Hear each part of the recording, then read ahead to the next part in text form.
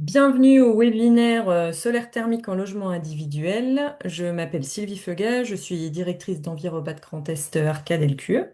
Ce webinaire est organisé par Envirobat Grand Est en partenariat avec les Shifters de Nancy-Lorraine, l'ALEC de Nancy Grand Territoire et avec l'Agence locale de l'énergie des Ardennes, que je remercie pour ce partenariat.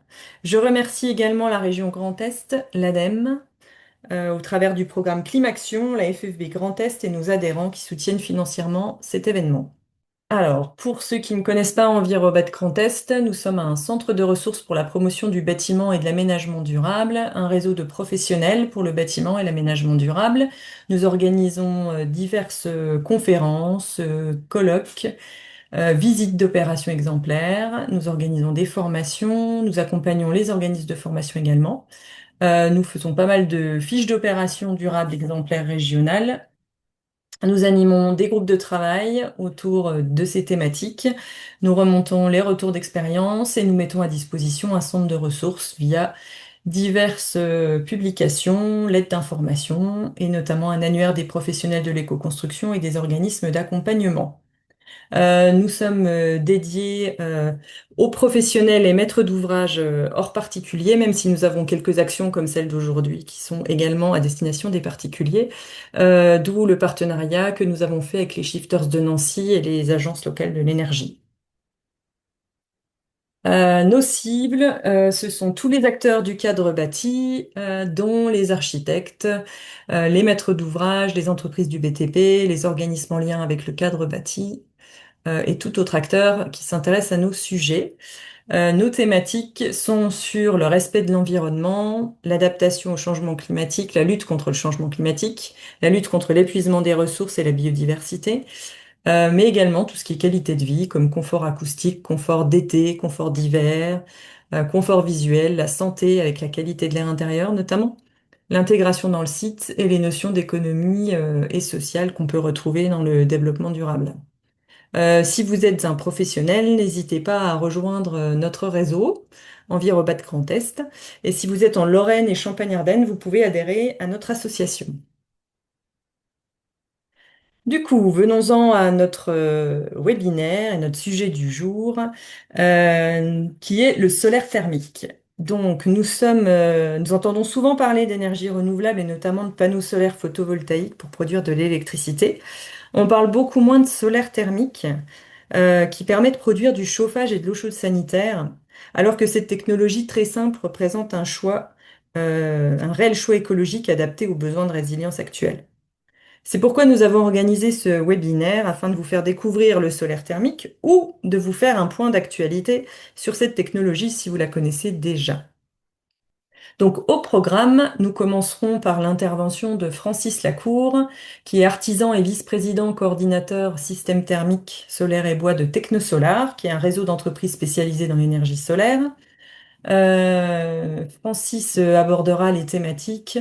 Quels sont les différents systèmes solaires thermiques existants? Comment fonctionnent-ils? Quelles sont les bonnes pratiques et les problèmes à éviter?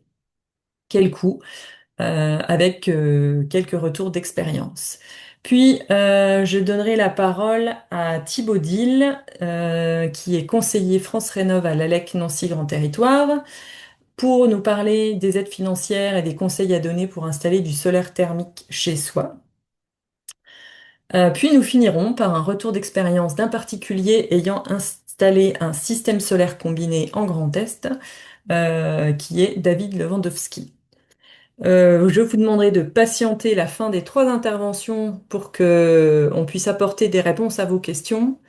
Comme il y a beaucoup d'inscrits, on essaiera de prendre un maximum de questions, mais je m'excuse par avance si des fois on ne peut pas répondre à toutes les questions.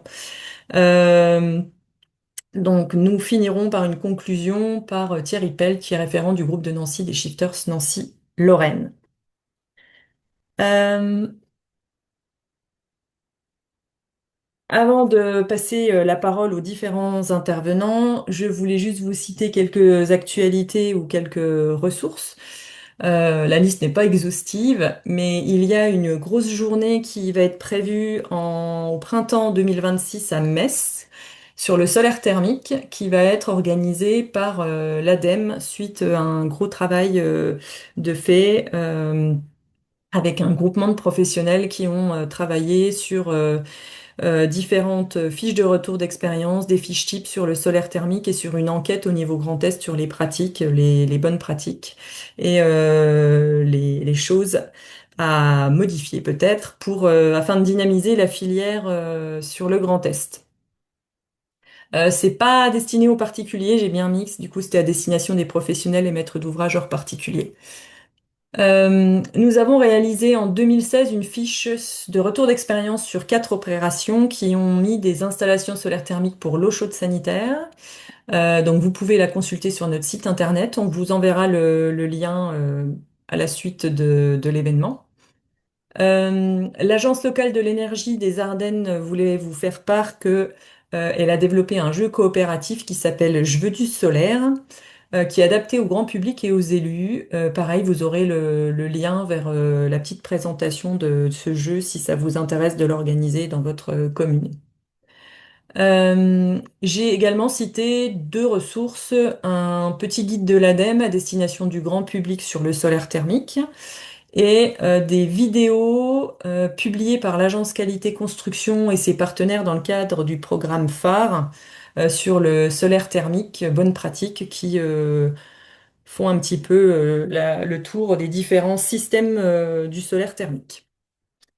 Voilà pour les petits détails pratiques. Donc, comme je vous disais, les questions, on y répondra à la fin. Cela dit, quand vos questions arrivent, n'hésitez pas à les noter déjà dans le fil de conversation en cliquant sur le bouton Q et R pour questions et réponses que vous trouverez dans les petits boutons que vous avez sur Zoom. En général, c'est en bas de votre écran, mais des fois, ça peut être positionné ailleurs en fonction de comment vous organisez votre écran.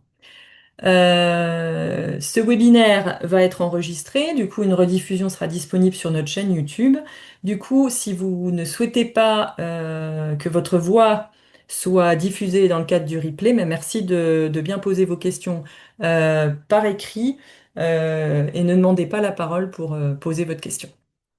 Dernière chose, si vous avez demandé une attestation de présence dans le cadre du formulaire, c'est souvent des architectes qui nous demandent ces attestations-là. Vérifiez que votre nom et prénom apparaissent bien, parce que si vous n'êtes pas identifiable dans la liste des participants, on ne pourra pas justifier de votre présence. Sinon, écrivez votre demande dans le chat avec votre nom et prénom. Voilà. Je passe tout de suite la parole à Francis Lacour pour la présentation du solaire thermique. Alors, remplacer le portage actuel,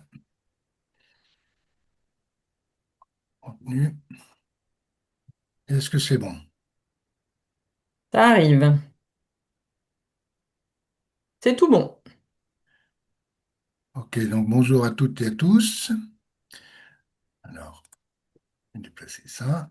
Aujourd'hui, je vais vous présenter rapidement, je vais vous faire un petit aperçu du solaire thermique en logement individuel, en particulier sur le système solaire combiné.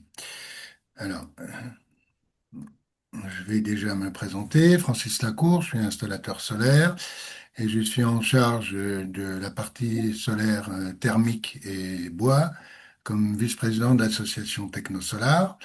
Technosolar, c'est quoi? On retiendra que c'est essentiellement une association de professionnels qui a plus de 30 ans d'existence, qui a un retour d'expérience que personne d'autre n'a aujourd'hui sur le solaire, et que cette association regroupe des experts du solaire, thermique bien sûr, mais aussi photovoltaïque, avec une définition des référentiels au niveau national à une époque, une expertise en information, et surtout et encore maintenant une force de proposition. Euh, J'ai dit solaire, donc avant, je voudrais un tout petit préambule et un premier rappel. L'énergie solaire, ce n'est pas une option, c'est l'énergie de demain et d'après-demain, surtout au regard du reste des énergies fossiles et fissiles disponibles. Et donc, ce qui est intéressant de rappeler, c'est que à l'échelle du temps, c'était aussi l'énergie d'hier et même d'avant-hier, et que l'échelle du temps ici replace le solaire dans un autre contexte que dans le contexte purement électoral de l'échelle du temps électoral. Voilà, alors qu'est-ce que c'est le solaire thermique? La première distinction à faire, et il y a quelques particuliers dans la salle, je ne veux pas m'appesantir dessus, mais la première chose sur le solaire thermique, c'est une première distinction à faire avec le solaire photovoltaïque. Alors qu'est-ce que c'est le solaire photovoltaïque? Ça sert à produire de l'électricité chez soi, en grande centrale, raccordé ou non au réseau, avec ou sans batterie, mais vous produisez de l'électricité, et c'est l'effet Becquerel sur des semi-conducteurs pour faire simple. Le solaire photovoltaïque, c'est l'effet de serre qu'on va utiliser avec des panneaux dans lesquels va circuler un liquide que l'on va transférer jusqu'à son lieu d'utilisation ou de stockage. On va transporter de la chaleur. Cette chaleur, elle va être amenée là où on veut, hein, et stockée.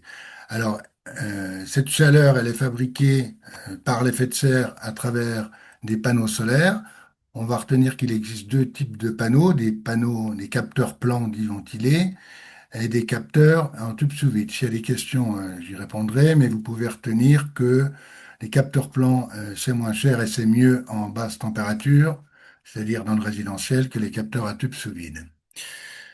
Voilà. Alors, comment ça marche le solaire thermique en résidentiel? Euh, c'est un fonctionnement d'une très grande simplicité. Vous avez un capteur, un ou plusieurs capteurs qui sont sur les toits, en façade ou au sol, dans lesquels circule un liquide qui va être exposé au soleil. Et quand la température de ce liquide est suffisamment chaude, on va transférer via une petite pompe, un petit circulateur, cette chaleur jusqu'à son lieu d'utilisation ou de stockage. Et une fois qu'il a cédé sa chaleur, on ramène le liquide dans le capteur qui va continuer à chauffer jusqu'à ce qu'on en ait assez. S'il n'y a pas de solaire, eh ben, on ne fait pas circuler et il y a un appoint qui prend le relais. Et s'il y a du solaire, eh ben, c'est le solaire qui travaille. Voilà. Si le fonctionnement, vous voulez en savoir plus sur un fonctionnement supplémentaire, j'ai mis un lien sur une petite vidéo qui explique, qui vous sera transmise après. Et puis, si vous voulez en savoir un peu plus sur le solaire auto-vidangeable, eh ben, vous avez une petite vidéo de démonstration également que je mets en lien. Voilà, le solaire thermique. Ça ressemble à quoi? Le solaire thermique, ce n'est pas que le résidentiel. Donc, le solaire thermique, ce sont un certain nombre d'applications à haute température pour l'industrie, avec des capteurs paraboliques dans des tubes de verre sous vide.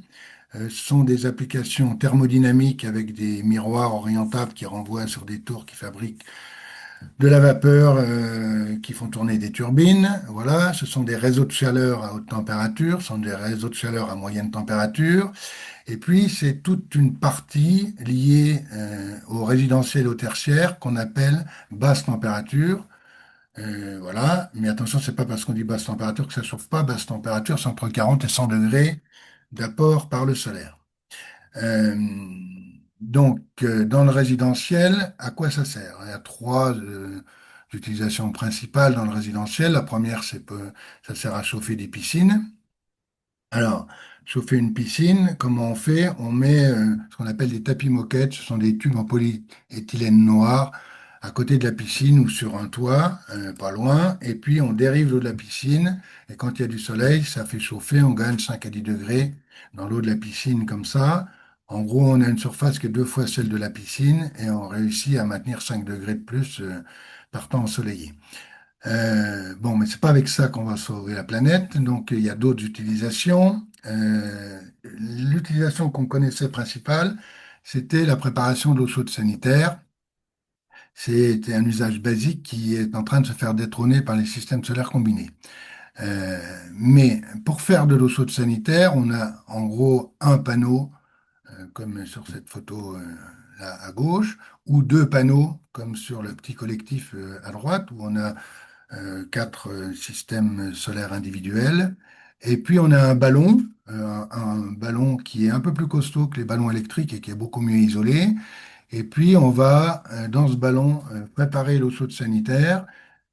En bas, c'est réservé au solaire. En haut, il y a un appoint en général, donc électrique ou par un appoint chaudière ou pompe à chaleur. Et avec ça, on fait l'eau chaude sanitaire. Mais le solaire en résidentiel, ça sert essentiellement à faire du chauffage. Alors, pour faire du chauffage, on a des capteurs solaires, un peu plus que avec l'eau chaude sanitaire, et un ballon qui est un peu plus gros. Voilà. Et on a également un appoint, un appoint qui peut être à énergie renouvelable, comme en bas à droite, là, avec une petite chaudière à granulés. Alors, c'est intéressant le chauffage. Pourquoi? Parce que les besoins de chaleur en chauffage résidentiel en France, c'est 6 fois les besoins de l'eau chaude, les besoins de chaleur en eau chaude sanitaire. Donc, si on veut développer le solaire thermique, il faut arrêter de travailler au développement de l'eau chaude sanitaire, il faut travailler au développement du chauffage solaire. Et je ne suis pas le seul à le dire, et ça fait un moment qu'un certain nombre le disent. Les STIF, devenus aujourd'hui Solar Heat Europe, qui est la Fédération des industriels du solaire thermique, prévoyait déjà il y a un certain nombre d'années que le solaire thermique en basse température, c'est-à-dire en gros le résidentiel et le tertiaire, et pour le chauffage, pouvait représenter près de 50% des besoins de l'Union européenne, à condition qu'on arrête de seulement travailler sur l'eau chaude sanitaire et qu'on travaille sur le chauffage, notamment dans les pays du nord de l'Europe et dans les pays de l'est de l'Europe. C'est pour vous dire qu'en France, il y a moyen de faire. Alors, entre très exactement 8 et 47% de la chaleur basse température en Europe selon les développements et les scénarios. Mais pour le solaire en général dans toute l'Union européenne, c'est 25% de tous les besoins de chaleur confondus, haute température, thermodynamique et réseau de chaleur compris, résidentiel et tertiaire. 25% de tous les besoins de chaleur peuvent être faits par le solaire thermique à méditer quand on parle d'autonomie énergétique. Alors, petite parenthèse maintenant, le solaire thermique, ce n'est ni une énergie miracle, ni un moyen de faire baisser le prix de sa facture énergétique sans rien faire d'autre. Ça résiste pas à l'analyse et ça dure pas longtemps parce que avec le coût de l'énergie, on est vite dépassé. On a vu ce que ça donnait dans les dernières années. Alors, ça veut dire quoi? Ça veut dire que le solaire thermique, c'est une énergie renouvelable et que, comme dans les préconisations du scénario négawatt, l'énergie renouvelable, elle vient après les questions de sobriété et après les questions d'efficacité énergétique. Et donc, qu'est-ce que ça veut dire pour nous dans le résidentiel? Ça veut dire que la priorité en termes de sobriété, elle est à l'isolation et que c'est la seule manière de faire baisser les émissions de gaz à effet de serre liées aux consommations. Et pour travailler la sobriété dans le bâtiment, travailler à l'isolation, il faut travailler à sa conception quand c'est du neuf ou à la conception de sa rénovation et à la rénovation du bâti. Une fois qu'on a travaillé sur la rénovation du bâti, on va travailler sur l'efficacité des systèmes. Et on ne va pas privilégier un appareil parce qu'il est aidé ou parce que c'est moins cher aujourd'hui, mais on va travailler sur une efficacité de l'ensemble des systèmes qui vont être mis en œuvre et on va concevoir ces systèmes parallèlement à l'isolation en fonction du bâti devant lequel on se trouve. Et alors, dans ce cadre-là, le solaire thermique il devient incontournable comme source d'énergie renouvelable qui peut produire plus de 50% de la chaleur nécessaire en résidentiel. Si ces questions d'approche vous intéressent, je vous ai mis 2 liens sur Se chauffer avec le solaire thermique, qui est une conférence que j'ai faite avec les shifters il y a quelques années, et puis Quel système pour une rénovation performante, qui était dans le cadre des sandwichs du bâtiment de Envirobat Grand Est il y a quelques années également. Donc c'est un peu long, mais ça développe complètement ces approches globales. Alors, techniquement, le SCC, ça donne quoi? Le SSC, c'est le système solaire combiné, c'est-à-dire que c'est ce qui permet de faire du chauffage dans le résidentiel. Alors, on peut classer les systèmes solaires combinés de différentes façons. Elles reprennent toute une partie seulement des aspects de ces systèmes et il n'existe pas d'approche standardisée. Chacun utilise l'approche qui l'intéresse, soit pour des raisons techniques, soit pour des raisons commerciales, mais il y a encore une fois pas d'approche standardisée. Et du coup, je vais vous présenter moi l'approche que j'utilise avec 3 grands types de systèmes solaires combinés que je reprends dans l'ordre historique d'apparition. Alors, l'approche historique, elle était centrée sur l'hydroaccumulation. On a hérité ça d'outre-Rhin. Les Allemands et les Autrichiens travaillaient déjà dans la question du chauffage solaire avant que nous, on ait découvert qu'on pouvait faire de l'eau chaude avec. Donc, l'hydroaccumulation, qu'est-ce que c'est? C'est des panneaux solaires Alors non, voilà, c'est des panneaux solaires avec un ballon, mais alors un gros ballon, un gros ballon, voire plusieurs ballons. Donc on était à 750, 1000, 1500 litres, 2000, 3000, 4000 litres. Voilà, on n'a peur de rien. Et beaucoup de capteurs, donc on démarrait à 10, 15, on allait jusqu'à 25, 30 mètres carrés. Bon, c'était les prémices du système solaire combiné avec beaucoup d'inconvénients et un principe, celui du réchauffage-retour, c'est-à-dire on envoie avec une chaudière de la chaleur dans des planchers chauffants ou dans des radiateurs et avec, euh, euh, on revient de ces radiateurs ou de ce plancher chauffant, et au moment où on revient, on compare la température avec celle du gros ballon solaire. Si la température est supérieure dans le ballon solaire, alors on va dériver l'eau vers ce ballon pour aller prendre des calories avant de retourner à la chaudière qui va renvoyer le tout dans les émetteurs. Et puis si c'est pas assez chaud, eh ben on retourne directement à la chaudière. Alors, bon, ces schémas ne sont pas toujours concluants. Ici, on voit qu'il y a une erreur sur le schéma. Bon, mais peu importe. Donc, il y a, avec ces systèmes, beaucoup de dangers et puis surtout, il y a des inconvénients. Ce réchauffage-retour, il induit des effets de seuil qui rendent le système complètement inefficace à moyenne température, voire, enfin, à basse température, voire à moyenne température, en fonction de la température dans laquelle on travaille dans les émetteurs. Parce que si vous avez, soit vous dérivez, soit vous ne dérivez pas. Mais si votre retour est à 40 degrés, que vous êtes à 40 degrés dans le ballon, parce que le solaire ne peut chauffer qu'à 40 degrés, vous allez chauffer votre ballon et ça s'arrêtera là. Donc vous avez un effet de seuil qui fait que ça ne marche pas tout le temps et que le plus souvent en hiver, ça ne marche pas bien. Donc ça marche en mi-saison, en hiver très peu.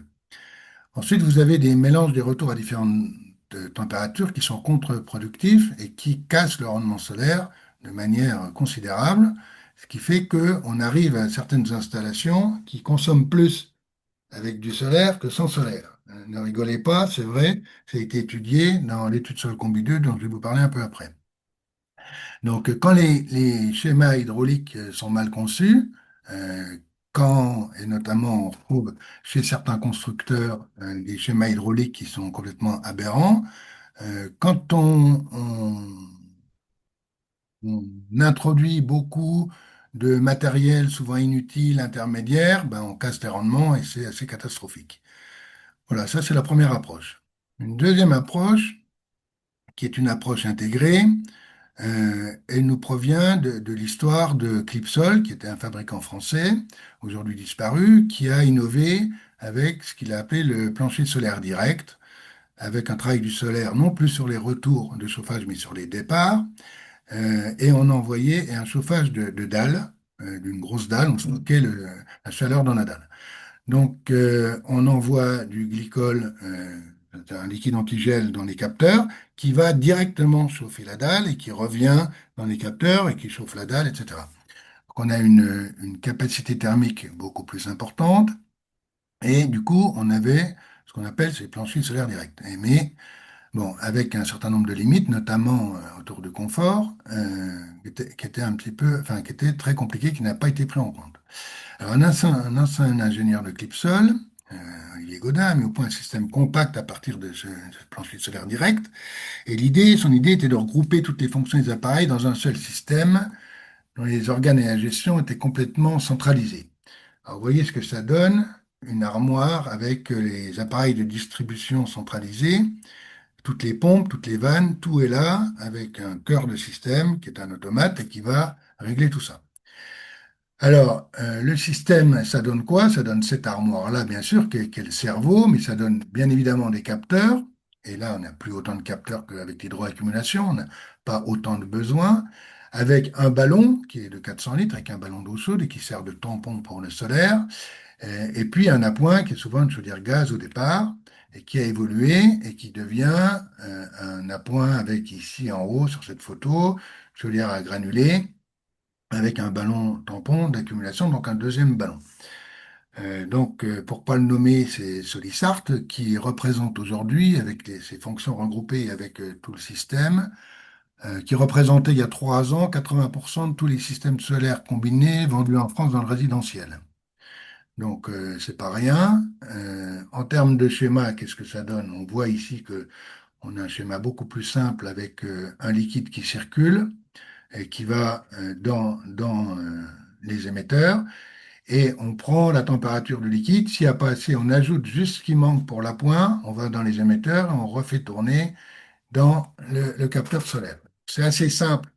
Quand on a un appoint très flexible comme une chaudière gaz, ça se complique un peu quand on a un appoint qui est du bois où il faut un deuxième tampon, donc on a un deuxième ballon et on a quelque chose d'un peu plus complexe, même si c'est pas impossible, qui prend un peu plus de place avec deux ballons. Alors, l'intérêt, en tout cas, c'est que, comme chez Clipsol, on travaille sur le départ dans le chauffage et on est beaucoup plus performant. On n'a quasiment pas d'effet de seuil avec les températures et le solaire fournit tout ce qu'il peut et débite au fur et à mesure tout ce qu'il peut. On a une gestion centralisée de tout le système et on a les rendements, les températures qui sont gérés par une variation des vitesses de circulation des fluides et non pas par des vannes mélangeuses. Bon, on peut en discuter. Ça privilégie le rendement parfois au détriment du confort, mais en tout cas, c'est un système qui fonctionne et qui est très utilisé. Et on a une hydroaccumulation partielle pour le bois, notamment quand on a un appoint bois. Voilà cette deuxième approche. La troisième approche, c'est une approche évolutive, c'est celle que je défends, c'est pour ça que je présente ça comme ça. Et au cœur de cette approche-là, on a un ballon multi-énergie. Alors, ce ballon multi-énergie, c'est le cœur du système. Et là, le cœur, il n'est pas, il représente un ballon qui est un ballon d'eau chaude sanitaire, qui est un ballon solaire, qui est un ballon tampon, qui est une bouteille de mélange et qui est une bouteille de stratification. Tout ça dans le même ballon. Et à la base, ce ballon, il va être capable de s'adapter à l'évolution de la maison et de ses usages. Je m'explique. Vous avez sur ce ballon, vous allez greffer l'existant. Alors vous allez greffer la chaudière fossile que vous avez, à condition qu'elle n'ait pas 40 ans. Mais si vous avez une chaudière fuel condensation récente, plutôt que de l'acheter, vous allez la greffer sur ce ballon. Vous allez garder vos émetteurs de température, si c'est des radiateurs des années 70 qui étaient dimensionnés pour 75 degrés de départ, eh ben, ils vont aller très bien dans une maison rénovée à 35 degrés de départ. Et puis, vous allez mettre l'eau chaude sanitaire directement. Voilà, donc vous vous retrouvez avec votre ancienne installation et ce ballon en plus. Alors, pourquoi faire? Ben, simplement parce que derrière, la gestion de votre réseau de chauffage, elle est faite. La gestion de votre eau chaude, elle est définitive. Et vous allez pouvoir greffer dessus un certain nombre d'éléments d'énergie renouvelable, comme des panneaux solaires ou un appoint bois, par exemple. En tout cas, des éléments d'énergie renouvelable que vous allez dimensionner à la cible finale. C'est-à-dire que vous allez dimensionner euh, pour qu'il soit suffisant quand votre maison sera complètement rénovée. C'est-à-dire rénovée à la norme BBC. Parce que la question, elle n'est pas de savoir si on va rénover sa maison, la question est de savoir quand est-ce qu'on va la rénover. On n'a plus guère le choix et du coup, c'est juste une question de temps. Donc ce ballon, il permet d'adapter l'apport d'énergie renouvelable, pas tout d'un coup, et de le dimensionner, euh, de le dimensionner, excusez-moi, de le dimensionner euh, sur la cible finale. Donc, si votre maison n'est pas du tout rénovée, eh ben, vous n'allez pas commencer par des panneaux solaires ou par une pompe à chaleur, vous allez commencer par un appoint à bois. Et cet appoint à bois, vous allez le dimensionner pour, pour qu'il soit suffisant quand la maison sera complètement réisolée. Vous allez ensuite isoler votre maison et vous allez mettre des panneaux solaires et à la fin, eh ben, vous n'aurez plus besoin d'énergie fossile et vous aurez une maison 100% énergie renouvelable. Voilà. Donc, j'insiste sur le fait que tous ces éléments sont dimensionnés à la cible finale et qu'ils sont évolutifs. Vous ne changez rien, vous rajoutez deux tuyaux, en gros, hein, et vous rajoutez un élément dessus. Alors, c'est de l'hydraulique, donc vous avez un certain nombre de piquages sur ces ballons et il ne faut pas se tromper de lieu, mais ça, il y a des schémas qui existent pour ça. Donc, dans ces schémas, on travaille toujours avec le solaire au départ. Le solaire, il est en bas, il commence à préchauffer l'eau sanitaire, ensuite il fait du chauffage et il finit par faire de l'eau chaude sanitaire. Et on l'utilise au moment où il arrive au bon endroit, à la bonne température et au bon piquage hydraulique. Alors, La différence avec l'approche centralisée, c'est qu'on a un système qui est beaucoup plus plastique et qui peut s'adapter facilement sans tout remettre en cause et qui permet de ne pas surdimensionner ni les capteurs ni les appoints d'énergie renouvelable. Voilà.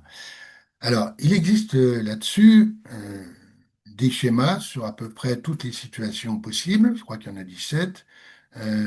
Ces schémas, ils ont été élaborés avec Octave, avec Cogenest, qui est un bureau d'études en Alsace. Ils ont été élaborés avec Clerlieu et ils sont la mise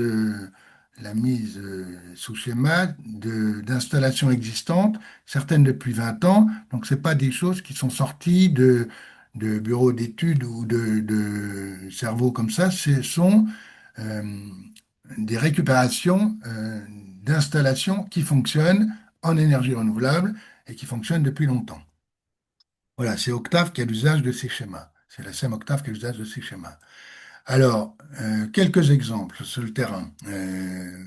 Dans la banlieue de Nancy, une première maison, une grosse maison, sur laquelle il y a eu un travail d'extension, avec 8 mètres carrés de panneaux solaires, un ballon de 500 litres, et puis une petit poêle à granulés hydro, et une chaudière gaz à condensation. Pourquoi? Parce que la partie énergie renouvelable aujourd'hui ne suffit pas à produire toute la chaleur nécessaire en chauffage en dessous d'une certaine température. Et quand on passe sous une certaine température, c'est le gaz qui prend le relais en attendant que la maison soit complètement rénovée. Voilà un petit peu ce principe. Une deuxième installation, une maison de 104 mètres carrés, système solaire combiné de 7 mètres carrés, ballon de 500 litres. Et là, un petit poêle à granulés hydro. Et là, le poêle à granulés hydro est suffisant avec les capteurs solaires pour faire toute l'eau chaude et tout le chauffage de la maison sans aucun problème. Mais comme il y avait une chaudière gaz à condensation, ben on l'a laissée et elle sert pendant les vacances d'hiver ou éventuellement au mois d'août quand on a une semaine pourrie qu'il faut faire de l'eau chaude et qu'on n'a pas envie forcément de rechauffer 200 kilos de fonte pour faire 10 litres d'eau chaude. Alors, le gaz représente là à peu près 5% de la consommation résiduelle. Le reste est fait par le solaire et le bois. Troisième exemple, bon, sur Clerlieu, système solaire combiné de 10 mètres carrés, 10 mètres carrés de capteurs, un ballon de 500 litres toujours, et un poêle à granulés hydro. Le gaz a été démonté, le poêle à granulés est un poêle d'une certaine puissance, 18 kg, et il est suffisant. Donc voilà une maison qui est passée en 100% énergie renouvelable. Alors, sans appoint. Bon. Et demain, qu'est-ce que ça va donner? Demain, il faudra sûrement produire du froid. Alors, il y aura des possibilités de rafraîchissement sur l'air à partir de ces systèmes, notamment quand on travaille avec une VMC double flux, il suffit de rajouter une petite batterie froide et on peut diffuser directement du froid à travers la VMC double flux. Et si on n'a pas de VMC double flux, il existe déjà des solutions avec ces systèmes solaires combinés où en rajoutant un ballon de froid et une production de froid, par exemple par une pompe à chaleur réversible, on peut directement alimenter un réseau adéquat d'émetteurs, donc plancher chauffant ou radiateur très basse température ou ventiloconvecteur en fonction des besoins de froid nécessaires. Voilà, il faut un deuxième ballon, mais ce premier ballon continue à servir et on ne le change pas, on rajoute simplement quelque chose.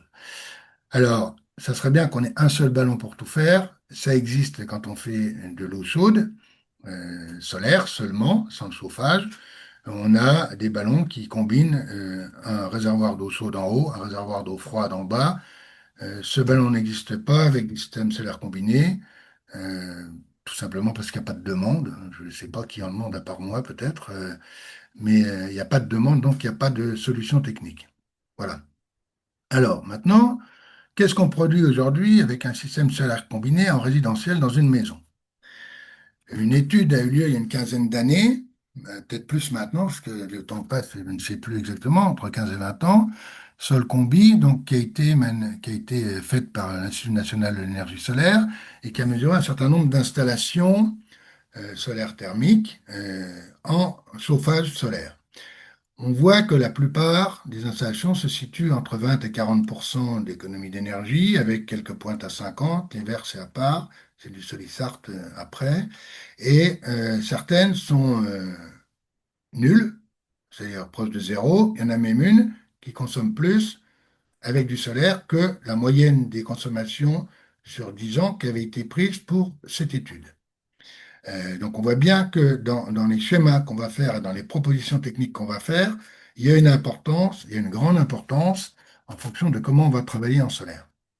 Alors, je vous présente quelques résultats de Sol Combi 2 sur Nancy, puisque moi j'avais deux installations qui étaient appareillées. Une maison des années 80, une maison tube des années 80, mitoyenne des deux côtés sur presque la totalité des maisons. Une ancienne chaudière gaz remplacée par une chaudière gaz à condensation intégrée dans un ballon solaire avec 7 mètres carrés de panneaux solaires. Résultat, économie de 40%, mais attention, 40% en intégrant le gain fait par la chaudière à condensation par rapport à la chaudière gaz. En tout cas, 40% de moins par rapport à la chaudière gaz avec ce système. Deuxième opération, la Neuville devant Nancy, une maison avec une chaudière gaz condensation et un ballon autovidangeable avec 7 mètres carrés et de panneaux. Résultat, par rapport aux années précédentes, 35% de gains, sachant que la chaudière à condensation existait déjà. Donc là, on se rapproche d'un gain solaire. Ce n'est pas tout à fait le même montage hydraulique, donc je reste prudent, on n'était quand même pas à 35% de solaire. Voilà un gain sur un changement, juste un changement d'appareil, hein. Maintenant, reprenons cette maison de 104 mètres carrés qui a été réisolée. Et là, on met 7 mètres carrés de panneaux solaires, le fameux poêle à granulés. Et qu'est-ce qu'on obtient? Eh bien, on obtient 40% d'économie. Ça, c'est le logiciel de l'INES qui nous dit ça, de KCSC sur le gain, la fraction solarisable des consommations euh, uniquement solaires. On obtient 39% d'économie dans ce cas précis. Pourquoi que 39%? Parce que là, enfin là, il n'y a que du solaire, hein. Mais pourquoi que 39%? Parce que cette maison n'est pas complètement étanche à l'air et du coup, elle a encore des consommations significatives, autour de 10 000 kWh à l'année pour eau chaude, chauffage, et du coup, on ne fait que 40% solaire. Mais ce que je veux dire par là, c'est que la performance du système solaire, elle est forcément liée à la performance du bâti. Un bâti performant et étanche à l'air, correctement étanche à l'air, c'est un taux d'économie qui dépasse allègrement les 50%. C'est ce qu'on a fait à Clairlieu, par exemple. Donc, on dépasse les 50% en solaire. Le solaire thermique devient l'énergie principale dans le résidentiel si le bâti est performant et qu'il a été correctement rénové. Voilà un petit peu ce qu'on peut produire avec du solaire. En guise de conclusion, et je voudrais déjà préciser le cadre dans lequel le solaire thermique est susceptible d'être développé. Il y a une directive européenne de 2024 sur la performance énergétique des bâtiments, une refondée, c'est-à-dire que c'est une refonte d'une directive antérieure, qui demande aux États membres de prévoir, de mettre en place toutes les mesures pour soutenir le déploiement de l'énergie solaire dans les bâtiments.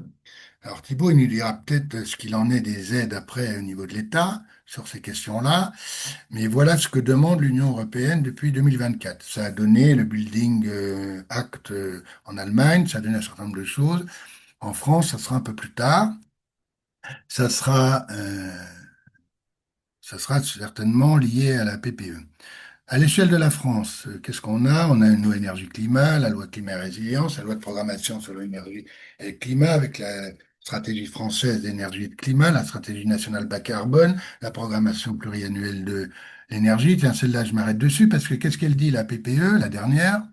Elle dit, voilà où on en est, cette petite ligne bleue en bas, là, la perdez pas du regard, où on en est du solaire thermique en France. Il faut qu'en 2030, donc on est à 1,7, je crois, TWh, il faut qu'on soit à 6 TWh en 2030 et à 10 en 2050. C'est pas moi qui le dis, c'est la programmation pluriannuelle de l'énergie qui doit être révisée bientôt, hein. juste après le PLF, le PLFSS, etc. Hein. Euh, donc voilà. Donc il y a là un potentiel important qui est prévu sur le solaire thermique par l'État. Alors, à l'échelle de la région, si je descends maintenant, qu'est-ce qu'on a? On a les SRADET, les schémas régionaux d'aménagement, de développement durable et d'égalité des territoires, qui ont remplacé, enfin qui ont intégré, pas remplacé, les schémas régionaux du climat, de l'air et de l'énergie, et qui doivent fixer bientôt les objectifs régionaux de développement des énergies renouvelables, qui seront pris par les comités régionaux de l'énergie dès qu'on aura voté la PPE, juste après qu'on ait voté le PLFSS, c'est le plan et le PLF. Hein. Donc ne désespérons pas, la PPE n'a que 2 ans de retard, mais on en parle. Euh, le ministre de l'économie et des finances a dit qu'il remettait la copie sur la table. À l'échelle de la métropole, qu'est-ce que c'est le cadre? C'est le plan climat et énergie territorial, qui a été adopté définitivement en avril 2024, si je ne me trompe pas, et qui donne un certain nombre de mesures pour travailler aussi sur le développement des énergies renouvelables. Alors, est-ce qu'il prévoit le solaire thermique? Thibault nous en dira 2 mots. En tout cas, ce qu'il faut comprendre, c'est que si on veut développer le solaire thermique, il faut que chaque échelon d'acteurs se mobilise et prenne sa part de responsabilité dans le développement de la filière. Ça ne se fera pas tout seul. Il n'y a pas que moi qui le dis, il y a eu le 1er décembre un webinaire et un point d'étape sur les développements des réseaux de chaleur en Europe, avec Solar Heat Europe aussi. Ils arrivent à la même conclusion, aux mêmes conclusions, c'est que le solaire thermique, il est mature et il est duplicable. Le solaire thermique, quand il est intégré à d'autres technologies, c'est là où il a le plus d'impact et que, je l'ai souligné, ce sont les acteurs locaux, nationaux et européens qui ont la clé pour aider l'énergie à montrer tout le potentiel qu'elle peut avoir. Alors pour finir, juste, je vous dirais que je suis optimiste parce que malgré euh, toutes les l'inconstance des aides, malgré et des politiques, malgré tout ce qui pourrait ressembler à de la casse de développement d'énergie autre que l'énergie électrique, ben depuis 2020, les CC ont repris leur progression. Et je crois que les usagers comprennent que, au-delà des aides financières, les enjeux pour leur porte-monnaie et pour la planète, ils ne sont pas forcément ceux qu'on veut leur vendre. Et je vous engage à faire de même et à développer le solaire thermique. Je vous remercie. Merci pour cette présentation. Nous allons donner la parole à Thibaut Dill. Alors, Je veux bien que tu enlèves, que oui, tu le partages. Merci. alors que j'aille là.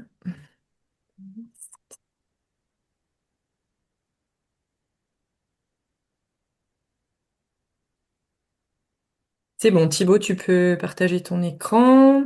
Donc, Thibaut Dill de l'ALEC Nancy Grand Territoire qui va nous parler des aides financières pour le particulier et des conseils d'un espace France Rénov sur le solaire thermique. Un peu moins technique, j'espère que Merci on ne vous a Sylvie. pas perdu. Beaucoup moins technique. Je ne sais pas si ça sera aussi intéressant. En tout cas, les aides financières peuvent être un bon signal pour développer la filière. Et je fais un lien avec les derniers mots de Francis et sa dernière diapo par rapport à 2020 et l'arrivée de ma prime rénov'. Est-ce que c'est en effet les aides intéressantes de ma prime rénov qui ont permis de relancer un peu la filière? Bon, vous allez le voir, nous, on ne le constate pas forcément. Je vais vous en parler durant ma présentation. Alors, le souci Thibaut, des aides financières, c'est que ça peut être aussi compliqué qu'un schéma hydraulique de chaufferie pour le Thibaut, particulier. Oui? est-ce que tu peux juste cliquer sur masquer? On voit ta petite bande noire sur le partage Ah, d'écran. pardon. Hop, Voilà. Merci. merci, pardon. Donc voilà, ça peut être un parcours du combattant administratif, comme vous le savez certainement et comme vous avez déjà peut-être pu le tester. C'est en partie pour ces raisons qu'on existe.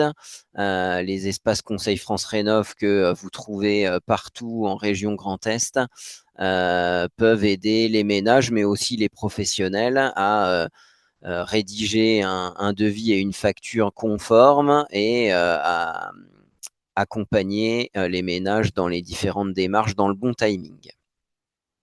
Alors, il n'y a pas que nous qui faisons cet accompagnement. Le nôtre, il est gratuit et neutre. C'est l'avantage du service public. Euh, donc voilà, je vous invite, si vous connaissez pas votre espace, qui est une activité territoriale, donc qui dépend de subventions publiques et donc qui dépend d'un certain zonage et de certains territoires. Donc n'hésitez pas à consulter l'annuaire pour trouver votre conseiller local. Euh, les professionnels également peuvent vous accompagner au-delà du volet technique et voilà du travail qui a été présenté par Francis. Un professionnel aujourd'hui peut être ce qu'on appelle un AMO, un assistant maître d'ouvrage, qui du coup va au-delà du technique accompagner administrativement le ménage. Ça peut être un mandataire administratif. Un mandataire administratif, c'est aussi un AMO, mais ça peut être un professionnel RGE qui a des compétences et la volonté, la capacité humaine, la volonté technique d'accompagner son client dans des démarches administratives que peuvent être les aides financières. Euh, Par rapport au RGE, j'ai regardé, j'ai fait le tour un peu des qualifs avec Qualibat et Quali-ENR. J'ai identifié une bonne cinquantaine de professionnels RGE certifiés dans le domaine du solaire thermique individuel, donc chauffage et eau chaude solaire, dans le Grand Est. Euh, il y a une énorme disparité entre les départements. Il y a des départements qui ont un seul professionnel qualifié. D'autres départements comme l'Alsace, les deux départements d'Alsace ou les Vosges sont beaucoup mieux dotés que la Meuse, la Champagne-Ardenne ou même la Lorraine, enfin la Meurthe-et-Moselle. Donc voilà, ça peut être un peu compliqué. Ce que je veux dire, ça peut être aujourd'hui un peu compliqué pour un ménage d'avoir une offre concrète sur le terrain quand on compare aux professionnels RGE qualifiés dans la pompe à chaleur ou même la chaudière gaz.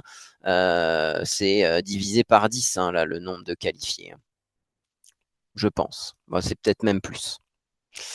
Euh, Par rapport toujours à cette qualification que je trouve importante, c'est que ces entreprises qualifiées aujourd'hui, c'est des entreprises qui ont été qualifiées il y a plusieurs années, qui bénéficient d'une qualification quadriennale et que souvent elles ne demandent pas leur renouvellement. Pourquoi? Bah, l'offre et la demande. Il y a peu de demandes des ménages qui sont pas forcément incités, malgré les aides financières, on va le voir, à aller vers ces systèmes.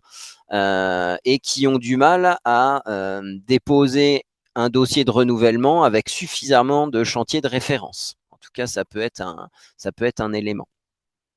Et que David Merlier m'a dit la semaine dernière quand je lui ai demandé, donc directeur d'Afolor, qui est un centre de formation pour les professionnels RGE au niveau du Grand Est, me disait qu'il n'avait que 2-3 demandes par an sur l'ensemble de la région pour la qualification solaire thermique. Donc aujourd'hui, c'est vrai que c'est un peu paradoxal. On a, comme le montrait Francis et comme je le disais en introduction, on a un nombre de surfaces de capteurs qui augmente. Mais je trouve qu'aujourd'hui, en tout cas, alors pour mon œil, moi sur la métropole du Grand Nancy et peut-être en Meurthe-et-Moselle, qu'on a une filière qui est un peu en souffrance quand on compare à ce qui est aux autres systèmes qui sont installés et dont le solaire thermique ne fait malheureusement pas partie. Alors, pour en revenir aux aides, les points de vigilance, donc c'est ces mentions obligatoires que doivent comporter les devis des professionnels et leurs factures. Il y a une exigence administrative avec voilà une importance de l'orthographe, du nom-prénom, de l'adresse, de la commune. C'est malheureusement encore des erreurs fréquentes et donc des allers-retours qu'on doit faire avec le professionnel. Donc, j'attire votre attention sur cette partie-là. Et sur la partie technique, un peu plus compliquée, mais en effet, on a toute une série de mentions obligatoires sur la marque, le modèle des capteurs et les critères de performance technique que nous allons voir juste après. Par rapport aux aides, il faut se projeter dans le type de parcours. Aujourd'hui, il faut distinguer les parcours qu'on appelle par geste, quand on demande une aide pour un seul lot de travaux. Donc, j'installe un chauffe-eau solaire ou un chauffage solaire. Il faut privilégier en effet le chauffage solaire, comme ça nous a été dit par Francis. Mais on va rester dans un parcours par geste, même si ça comporte du coup deux systèmes, on y reviendra, hein, les capteurs solaires, le ballon et un appoint, qui est du coup un générateur, potentiellement un nouveau générateur. Ça reste un parcours par geste. Quand on est dans un parcours par geste, on a potentiellement droit à deux aides financières, ma prime rénov sous condition de ressources et les certificats d'économie d'énergie. Ces deux dispositifs ne travaillent pas ensemble et il faut faire des démarches pour chacun des deux dispositifs.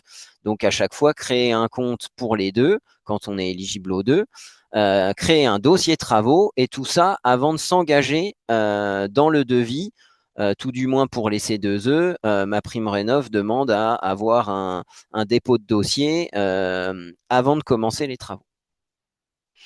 Pour le parcours rénovation globale qui aujourd'hui devient rare vu le climat et le contexte. Excusez-moi, je vais brancher ma batterie. Pour un parcours réno global, la logique change un peu. On est accompagné par un accompagnateur rénov qu'on appelle un MAR, mon accompagnateur rénov, qui lui va, sur la base d'un audit, regrouper tous les devis dont font partie potentiellement la prestation de capteurs solaires pour déposer une demande globale à l'ANA. Et comme l'ANA, sur ce parcours-là, récupère les C2E, il faut du coup, bien sûr, déposer la demande à l'ANA par son MAR, par le biais de son MAR, qui est donc un AMO, hein, si vous suivez, un assistant maître d'ouvrage, avant de signer les devis. Alors, pour zoomer sur les critères techniques qui doivent apparaître, alors vous les aurez, on ne va pas tous les analyser. Elles se retrouvent dans les fiches standardisées des C2E, elles se retrouvent aussi dans les textes et les arrêtés définissant ma prime rénov. On a une exigence sur la productivité pour les systèmes SSC, produisant de l'eau chaude pour le chauffage. On a des efficacités énergétiques saisonnières qu'on appelle ESS. Pour les pompes à chaleur, c'est ETAS. Pour le solaire, c'est ESS. Donc, on a une efficacité qui dépend de l'appoint. Type d'appoint, est-ce que c'est un appoint électrique ou d'une autre énergie? Si c'est un appoint neuf ou un appoint existant. On a une surface minimum de capteur et on a une taille minimum de ballon tampon. Pour les saisies, les chauffe-eau solaires produisant uniquement l'eau chaude sanitaire, on retrouve la même logique pour l'efficacité énergétique saisonnière. Le profil de soutirage, c'est la taille du ballon d'eau chaude. Et on a du coup une surface minimum de capteur, un volume maxi de ballon et une classe énergétique ou une classe tout court pour le ballon tampon à respecter. Donc ça, c'est des mentions obligatoires qui doivent apparaître sur le devis et la facture. La notice technique, malheureusement, n'est pas encore acceptée pour les aides financières. Alors, par rapport au paysage des acteurs, j'en ai déjà parlé, je vous les replace par rapport à un axe qu'on peut suivre. On a la phase un peu de réflexion, de conception, où on peut être d'une aide à la fois technique mais aussi administrative, tout comme les maisons France Service sur l'assistance administrative numérique. On peut être accompagné par un bureau d'études, un accompagnateur rénov, un AMO pour tout ce qui est montage du dossier ANA, notamment si on est dans un parcours rénovation globale. Et avec tout ça, alors ça se fait des fois en parallèle ou dans le désordre, on peut avoir les architectes et artisans RGE qui peuvent être consultés pour concevoir et faire une proposition technique. Par rapport à France Rénov, donc on accompagne sur les aides où les ménages peuvent se débrouiller seuls, c'est-à-dire qu'il n'y a pas d'obligation pour bénéficier de ma prime rénov par geste. Les C2E, les éco-prêts, potentiellement les aides locales, il n'y a pas d'obligation de passer par un espace conseil France Rénov. Tout dépend aussi pour les aides locales comment elles ont été montées. Le passage obligé par un espace conseil peut avoir été décidé localement. Mais pour ma prime rénov par geste et le C2E, c'est facultatif. Pour la prime rénov parcours accompagné réno global ou ma prime rénov copropriété, là, un AMO, un accompagnateur rénov, est obligatoire et donc un passage obligé. Par rapport aux aides de l'ANA, vous connaissez sûrement les différentes catégories de revenus. Donc l'un des travails, ça va être d'identifier à quelle catégorie de ressources j'appartiens, sachant que les parts fiscales ne comptent pas et qu'on est bien sur un nombre de personnes composant le ménage et un revenu fiscal du dernier avis d'impôt disponible. Donc actuellement, on va rester même l'année prochaine jusqu'à l'été 2026 sur l'avis d'impôt 2025 des revenus 24 et potentiellement des gens au 1er janvier qui vont changer de catégorie parce que les plafonds vont évoluer et ceux qui étaient à proximité d'un seuil peuvent passer au-dessus ou en dessous. Alors, je vous rappelle qu'il y a des aides sans condition de ressources, les C2E, la TVA à 5,5 et l'éco-prêt. C'est toujours important de le rappeler et il y a encore ces idées reçues qui sont présentes. Que pour la prime rénov par geste de l'ANA, les catégories supérieures sont exclues et que pour la prime rénovation d'ampleur, actuellement, jusqu'à nouvel ordre, uniquement les ménages très modestes, code couleur bleue, sont acceptés. Alors, pour ma prime rénov par geste, on a des montants, je trouve, qui sont très importants et très incitatifs.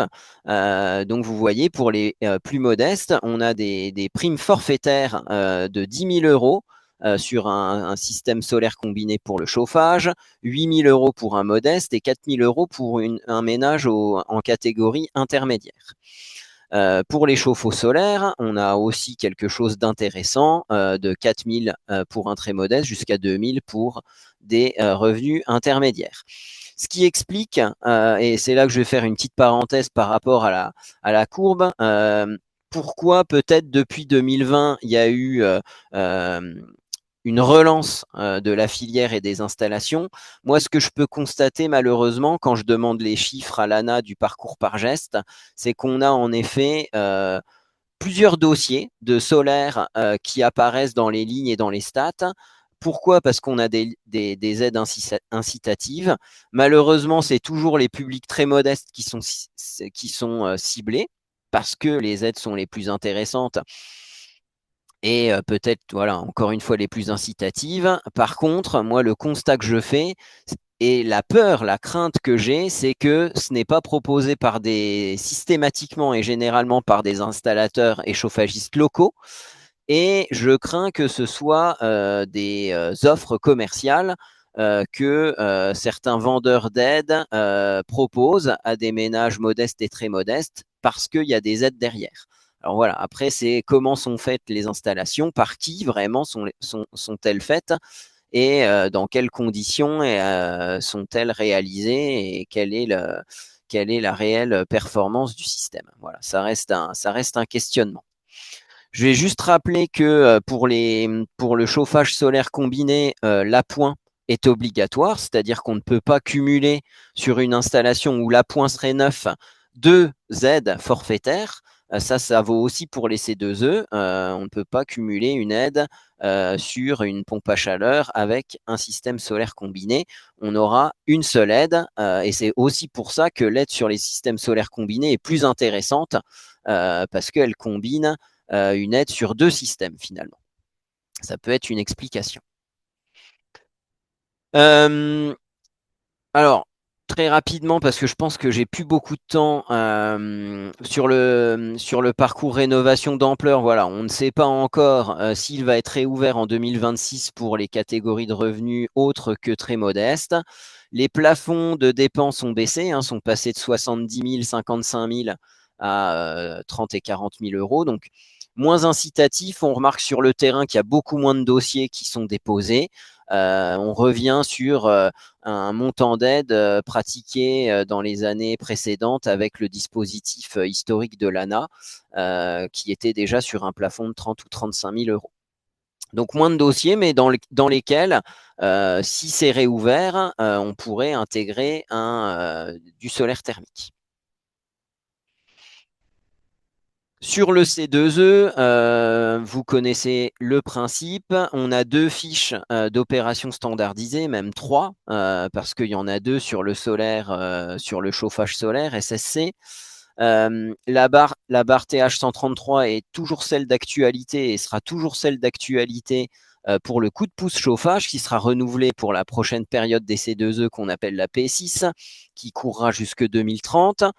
Alors, vous voyez que les aides sur un saisie sont vraiment pas significatives pour le coup et pas du tout incitatives, mais on peut cumuler quand même cette petite aide forfaitaire avec ma prime rénov. Mais vous voyez que pour un ménage au revenu supérieur qui n'a pas ma prime rénov, c'est pas le C2E qui va l'inciter à mettre un chauffe-eau solaire. Et malheureusement, ce qu'on peut regretter, c'est que le système solaire combiné, normalement, devrait être diminué pour le coup de pouce chauffage, parce que la bonification qui était auparavant de x5, même encore actuellement jusqu'au 31 décembre, qui faisait que tout le monde, tous les ménages avaient le droit à environ 5 000 euros, cette prime va être divisée pour n'être que d'un montant d'environ 2 000 euros. Sinon, si on est hors coup de pouce et qu'on ne remplace pas une énergie fossile, ça marche quand même, mais vous voyez que là, l'aide n'est que 2 000 euros.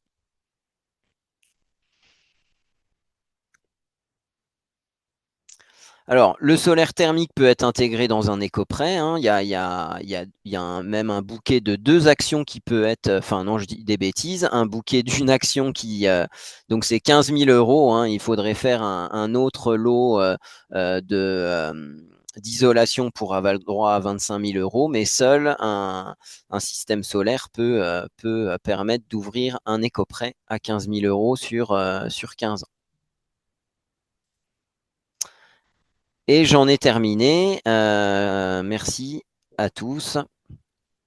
Et on verra les questions après la dernière intervention. Merci Thibaut.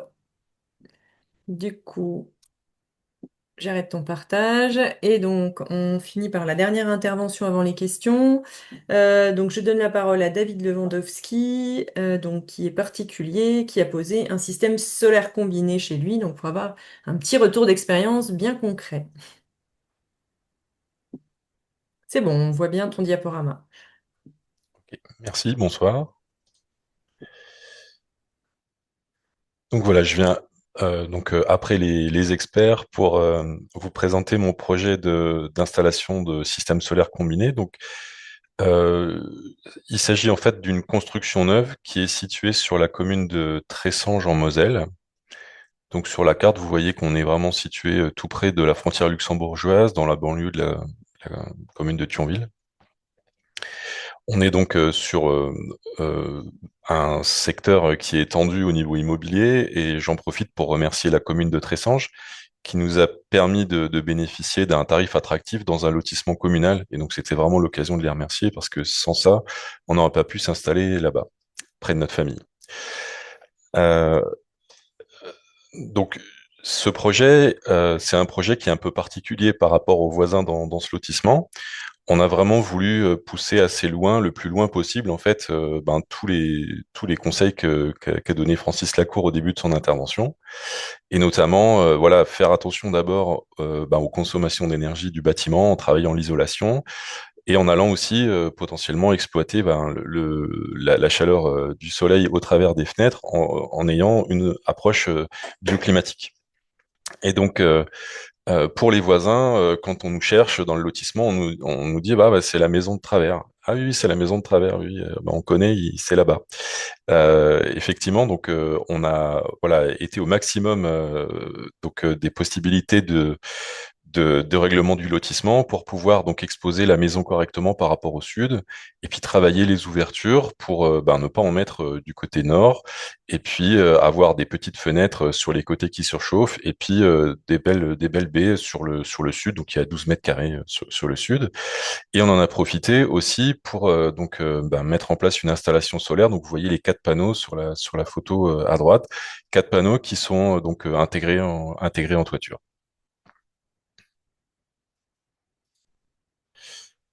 Alors, la maison d'abord. Donc, la maison, elle a été construite en 2015, donc pour une famille de 4 personnes. Et pour la conception de la maison, on a vraiment souhaité être bien entouré d'un architecte déjà pour pouvoir traiter correctement tous les lots. Et c'est lui qui nous a vraiment recommandé voilà cette orientation et cette forme de maison, aussi avoir une surface qui soit donc raisonnable par rapport à au nombre d'habitants. Et cet architecte, voilà, il nous a beaucoup beaucoup aidé et on le remercie également. On a fait également appel à un bureau d'études, Terra Énergie, que peut-être vous connaissez, puisque c'est quand même un bureau d'études assez connu, parce que on voulait vraiment avoir les conseils d'un spécialiste pour la partie conception de l'isolation de la maison. On lui a même demandé aussi de réaliser une simulation thermique dynamique pour vérifier en fait qu'on n'allait pas avoir de surchauffe en été. Comme le lotissement est situé sur le carreau de la mine, enfin l'ancien carreau de la mine de Tressange, et que donc il y a des potentiels risques miniers, même s'ils sont faibles, on a demandé à un bureau d'études donc de faire une étude de sol pour la conception des fondations. On est passé également par un bureau d'études structure, puisque la maison, donc il y a un plancher à l'étage qui est en bois, donc il y a donc tout ce qui est structure bois et béton, donc analysé par un bureau d'études.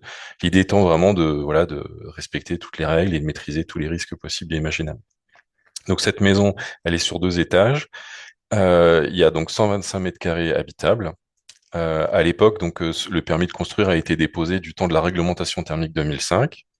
Et l'objectif, c'était de viser donc le label BBC Finergie. Donc ce label BBC Finergie, il imposait d'avoir une consommation d'énergie primaire inférieure à 65 kWh d'énergie primaire par mètre carré par an. Et donc sur ce projet, on est descendu à 48,3. Et c'est un bâtiment qui est très très bien isolé puisque les déperditions par -15, elles sont de 6 kW. Donc voilà, très très faible déperdition. On a également travaillé sur l'optimisation des apports solaires, même si au départ, donc on avait des brises soleil, etc. Pour des questions de coût, pour l'instant, ils sont toujours pas installés. On a donc des volets qui sont motorisés et on profite pour faire attention à la gestion de ces apports solaires pour éviter notamment les surchauffes en été. Et je vous ai mis en bas donc un extrait des relevés de température dans le séjour où vous voyez que la température elle est plutôt bien gérée. L'été en général depuis la construction, donc on n'excède pas les 26 degrés. Et on a eu un pic exceptionnel en août là où c'est monté quand même à 28 degrés. Mais globalement, le confort thermique dans cette maison est vraiment très bien parce que voilà, elle a été bien conçue. Euh, donc maintenant, sur la partie production d'eau chaude et chauffage, donc la fameuse installation solaire. Donc bien sûr, là, ce que vous voyez, c'est en cours d'installation. La plupart des tuyaux sont pas encore raccordés, mais c'est des photos où on avait une belle vue sur le système. Donc déjà, c'est donc une installation. Donc les capteurs sur le toit, c'est de la marque Roto. La maison, elle est orientée quasiment plein sud, donc à 5 degrés près. On est sur un toit traditionnel lorrain, donc On est sur une pente de 26 degrés, donc c'est un peu faible par rapport à ce qui est recommandé pour une installation solaire, mais ça marche très très bien. On est sur un circuit en eau glycolée, donc c'est pas de l'auto-vidangeable, mais c'est donc un circuit, la partie entre le ballon et les panneaux solaires est remplie d'eau glycolée, et la surface utile des capteurs, donc c'est une surface de 8 mètres carrés. La photo du ballon, donc sur la gauche, donc c'est un ballon de marque Charot. C'est un ballon, donc voilà, ça s'appelle la stratification renforcée. Donc c'est le ballon que vous a présenté tout à l'heure Francis Lacour et qui permet en fait voilà d'optimiser la gestion de l'énergie dans le logement. Et sur la droite, donc comme énergie d'appoint, c'est un poêle à granulés hydro. Donc poêle qui décharge en fait quasiment la totalité de son énergie dans ce ballon pour pouvoir donc faire le relais des besoins de la maison pour l'eau chaude et le chauffage. Donc le poêle, il fait 10 kW pour des déperditions à couvrir, donc de 6 kW. Sur la partie émetteur de chauffage, donc là aussi, on a fait un effort particulier à la conception. Donc le rez-de-chaussée de la maison, en fait, on a un plancher chauffant basse température qui est un petit peu particulier dans le sens où par rapport à la norme d'installation, on a un pas, donc c'est-à-dire la distance là entre deux tuyaux qui est le plus resserré possible pour pouvoir avoir le plus grand volume d'eau dans le plancher chauffant pour optimiser justement la gestion de l'énergie solaire et avoir des températures d'émission qui soient les plus basses possibles pour pouvoir exploiter le solaire au mieux. Et sur l'étage, comme on a un étage avec un plancher bois, on est passé par des radiateurs à basse température pour faire des appoints, sachant que un radiateur d'appoint dans une chambre, c'est un radiateur qui fait 300 watts, c'est-à-dire trois ampoules, enfin trois vieilles ampoules, quoi. Euh, voilà. Et donc, quels sont les résultats de cette installation? Donc, il faut savoir que sur cette installation, on a installé des compteurs d'énergie thermique qui nous permettent voilà, de faire un bilan assez précis. Donc, sur une dizaine d'années, on a une consommation de granulés de bois pour la pointe qui est d'une tonne par an à peu près. Donc, vous avez la conversion en kilowattheure d'énergie primaire de granulés et la conversion donc à 5000 kWh d'énergie efficace avec le rendement le rendement du poêle. On a donc la mesure de la production de l'installation solaire. Donc on a 2480 kWh d'énergie produite par an en moyenne, soit donc 310 kWh par mètre carré par an d'énergie utile. Donc, ce qui fait qu'au final, on a une consommation donc d'énergie finale de la maison de 7500 kWh, ce qui représente 60 kWh par mètre carré par an, et on est bien en dessous de la cible de l'objectif du label BBC. Euh, donc, quand on calcule la part d'énergie solaire dans la consommation, donc je vous ai indiqué le calcul avec les valeurs qui sont sur la gauche, on a 33% donc de la production qui se fait avec le solaire sur cette installation.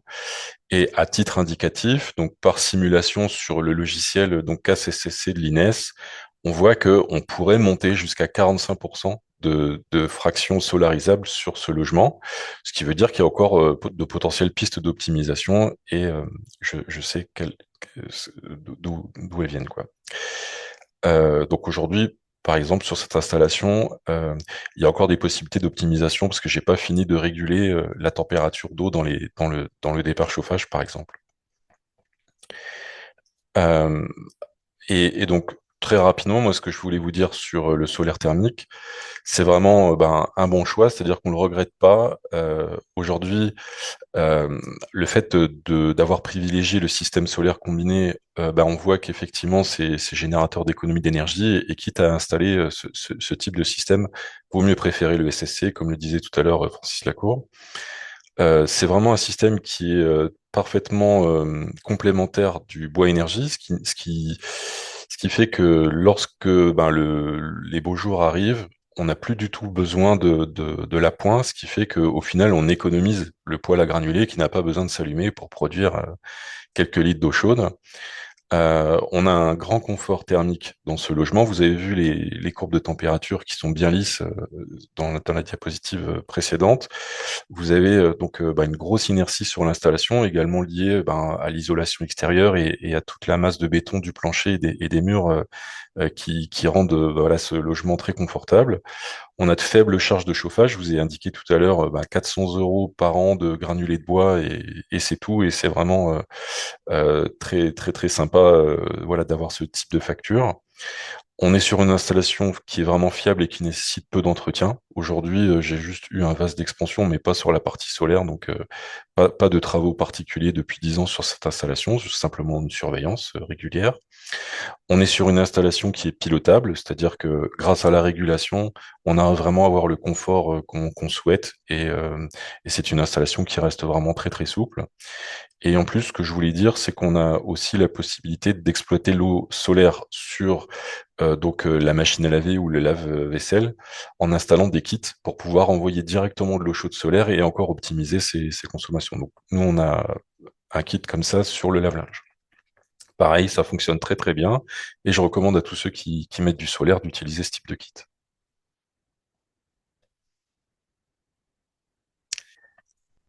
Voilà, j'en ai terminé. Merci David. Euh, je remercie nos trois intervenants pour leur intervention. Et du coup, je propose qu'on passe aux questions-réponses. Il y a déjà une question qui est Ah oui. arrivée dans le chat, qui est: que penser du démarchage intense? Non, non, pardon. Ça, je pense que c'était par rapport aux panneaux photovoltaïques, le démarchage intensif sur l'installation de panneaux solaires. Il y avait une autre question qui était de: que penser des panneaux duals qui combinent thermique et photovoltaïque? Si je peux me permettre, Oui, bien sûr. euh, eh ben, il y a eu en 1999 une étude pré-BAT qui a été faite par Jean-Philippe Lansard de Technosolar et qui concluait que c'est une technologie qui physiquement ne pouvait pas marcher. Ça n'a pas empêché un constructeur bien connu ici de commercialiser ça au nom du gain de place. On fait de l'eau tiède en été et voilà ce qu'on arrive à faire avec ce type de panneau. Et on n'a effectivement enfin, c'est pas une technologie efficace, ni pour l'eau chaude, ni pour le photovoltaïque. Donc, il n'y a aucun intérêt technique pour un SSC ou pour faire de la chaleur d'utiliser ce genre de choses. Dans le sud, c'est-à-dire dans la Drôme, en PACA, y compris un peu plus bas, dans les Alpes-Maritimes, il y a un certain nombre d'installations comme ça que des installateurs technosolars ont démonté, parce que les gens en avaient marre, ils n'avaient pas d'eau chaude l'été, hein. Voilà. Mais à part ça, ça se vend, hein. Merci pour la réponse. Une deuxième question: combien a coûté l'installation de Monsieur Lewandowski et quel a été le montant des aides? Alors, je l'avais indiqué, je relance le partage. Ouais, c'était marqué environ Oui, 18 000 € voilà, TTC. donc cette installation, elle était noyée dans le l'installation du poêle, la ventilation et d'autres lots et donc voilà, j'ai extrait un coût on va dire au doigt mouillé de 18 000 euros TTC pour cette installation, donc juste le système solaire combiné et avec le poêle. Voilà, donc on est sur un coût de 18 000 euros. Avec ou sans le poêle? Avec? Avec, oui, Ok, Et parce que il y a 10 ans, dans, hein. Il y a dans 10 le... ans, David, hein. Il y a 10 ouais, ans. voilà, il y a 10 ans. Et donc au niveau des aides, on n'a pas demandé, alors à l'époque, pour la construction de la maison, on a bénéficié d'un prêt à taux zéro, assez important, puisqu'on est allé au maximum possible, c'était 80 000 euros à taux zéro pour la construction sur ce secteur. Euh, et on a bénéficié aussi d'une aide financière au titre de la construction d'une maison BBC par la région Lorraine. Donc là, c'était une aide globale sur la maison, mais pas d'aide directement sur l'installation solaire. Ok, merci. À quel point le ballon d'eau froide peut climatiser un logement? ça, je pense que c'est pour Francis. Alors, c'est pas un ballon d'eau froide. Dans les derniers schémas que j'avais montrés avec les systèmes solaires combinés, un deuxième ballon, c'est de l'eau glacée. Vous envoyez, ça marche très bien, vous envoyez sur un plancher chauffant réversible, hein, c'est-à-dire qui est prévu pour, qui n'est pas une chapane hybride. Et, euh, et du coup, ben, vous climatisez votre maison à partir de ce plancher. Alors, il y a deux choses. Il y a ce qu'on appelle le free cooling. Quand on est sur une installation géothermique où on va juste faire circuler le liquide et on va se promener aux alentours de 16 ou 18 degrés, et là, on va juste tempérer le plancher. Et puis, vous avez, sur une pompe à chaleur réversible, par exemple, une fabrication de froid, vous allez envoyer de l'eau à 7 degrés dans le plancher. Enfin, ça dépend, ça se calcule pour pas condenser au niveau de la surface. Et simplement, bah là, vous climatisez votre maison. Et donc, ça marche très bien. Vous pouvez aussi faire ça. Donc, en free cooling, vous pouvez le faire sur des températures de 16 à 18 degrés avec un certain nombre de radiateurs, comme celui qu'a montré David Lewandowski chez lui, là, des Yaga. Hein, je sais pas si c'est des Strada ou Tempo, enfin voilà. Et puis, vous avez aussi des ventiloconvecteurs qui fonctionnent, où là, vous pouvez envoyer de l'eau froide, de l'eau glacée, donc 7 degrés en général, mais vous condensez, vous avez un bac de récupération des condensats sous chaque radiateur, quoi, hein, avec un petit ventilateur qui augmente la diffusion d'air. Et vous arrivez à plusieurs centaines, voire un kilowatt froid sur un radiateur standard, hein, en ventiloconvection. Sinon, vous êtes sur quelques centaines de watts, et ça suffit pour rafraîchir dans une maison qui est très bien isolée et très étanche à l'air. Voilà, donc oui, un ballon d'eau de 100 ou 200 litres au maximum, va vous climatiser un plancher chauffant sur une maison de 150 ou 200 mètres carrés, sans problème. Merci. Est-ce que ça va, la réponse? Alors, une autre question. Y a-t-il une maintenance à prévoir? Si oui, à quelle fréquence? Alors, moi, je suis pas un bon élève parce que à mes clients, je leur vends pas de maintenance. Je leur dis, vous m'appelez s'il y a un souci. Si l'installation est correctement dimensionnée, elle ne surchauffe jamais. On a aujourd'hui les outils pour éviter toutes les surchauffes des capteurs. Alors, des capteurs plans. Les capteurs tubulaires, c'est pas la même. Et c'est pour ça que moi, je travaille pas avec ça. J'en ai fait. J'ai eu quelques déconvenues voilà, sur ces capteurs-là, donc j'ai arrêté. Et donc, dans les capteurs plans, on est capable, j'ai une diapo si c'est possible, mais de montrer. J'ai ouais, j'ai peut-être une diapo à partager. Il n'y a pas de surchauffe. S'il n'y a pas de surchauffe, il n'y a pas de risque. C'est tous les combien de temps vous regardez le circuit de vos radiateurs et que vous changez l'eau. Eh ben, tant que ça marche et qu'il n'y a pas de fuite, vous y touchez pas. Donc, pour le solaire thermique, c'est pareil. Qu'est-ce qui fait fonctionner le solaire thermique? C'est une pompe de circulation qui résiste un peu plus aux températures qu'une pompe normale, mais c'est une pompe qui va consommer aujourd'hui entre 5 et 50 watts au maximum. Et puis c'est tout. Et après, vous avez une sonde. S'il y a de l'orage, oui, vous pouvez avoir une sonde qui se décalibre. Voilà. Mais sinon, prévoir une maintenance sur un système qui est correctement dimensionné, ouais, c'est bien, ça rapporte au chauffagiste, mais je ne sais pas si c'est réellement utile, hein, voilà. Euh, Après, sur les anciennes installations, j'ai un peu plus de 20 ans de recul, moi. Sur les anciennes installations, on n'avait pas ces systèmes de marge dégradée et donc on surchauffait, notamment quand on faisait de l'hydroaccumulation avec des gros ballons et des grosses surfaces de capteurs. Et là, le glycol, au bout de 10 à 12 ans, il fallait le changer. Mais aujourd'hui, un glycol qui monte pas au-delà de 100 ou 110 degrés, c'est-à-dire qu'il bouge jamais, hein, on est à plus de 3 bars de pression, il vaporise jamais. C'est un glycol qui va durer la durée de vie du système et du ballon. Les ballons, on a 25 ans de recul, ils tiennent toujours. Donc, combien de temps ils tiendront, on ne sait pas. Mais au moins 25 ans, ça c'est sûr, hein. Donc, quand vous achetez un système solaire combiné, s'il est correctement dimensionné et si il est correctement monté, ben, vous en prenez pour 25 ans minimum, mais il n'y a pas grand-chose à faire Sinon, peut-être, oui, changer une sonde et un circulateur dans 10 ans, ouais, c'est possible. Voilà, mais c'est tout.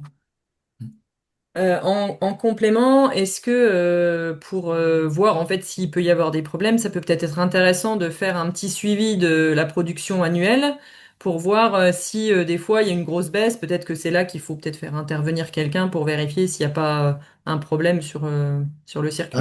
Moi, je demande aux gens de couper la pointe l'été, comme ça, s'ils ont plus d'eau chaude, c'est qu'il y a un problème. Mm. Ils le voient, parce que sinon, on ne le voit pas forcément, hein. Mais oui, effectivement, ça peut être ça. Alors, en général, il y a un appoint et l'appoint, il est entretenu régulièrement. Parce qu'on ne va pas tomber en panne. Si on tombe en panne de solaire, bon, bah, c'est pas forcément dramatique. C'est pas à la minute près, surtout en hiver. Si on tombe en panne d'appoint en hiver, quand il fait -15, c'est moins drôle. Donc, l'appoint, il est entretenu régulièrement. Et c'est celui qui fait l'entretien de l'appoint, il peut aussi faire vérifier que ça fonctionne. Voilà. Alors effectivement, pour reprendre ce que disait Thibault, il y a une cinquantaine d'installateurs agréés solaires. Encore que dans ces 50, il n'y en a que la moitié qui ont un audit vert, donc ça veut dire qu'ils ont été audités sur leurs installations, c'est-à-dire qu'ils en ont fait réellement. On est sûr qu'ils en ont fait. Et effectivement, la question des compétences en solaire thermique, elle se pose. Elle se pose. J'ai discuté avec le caustique il y a 3 ans, qui était content il y a 4 ans, en 2021, parce qu'il reprenait les formations solaires de SSC. Et Camille Petitjean, qui était responsable de ça au caustique, disait que ça faisait 3 ans qu'elle n'avait pas fait, qu'elle n'avait pas formé un seul installateur solaire en SSC. Donc il n'y a pas eu de formation pendant 3 ans en France d'installateur, quoi. Mhm. Voilà, donc ça a repris.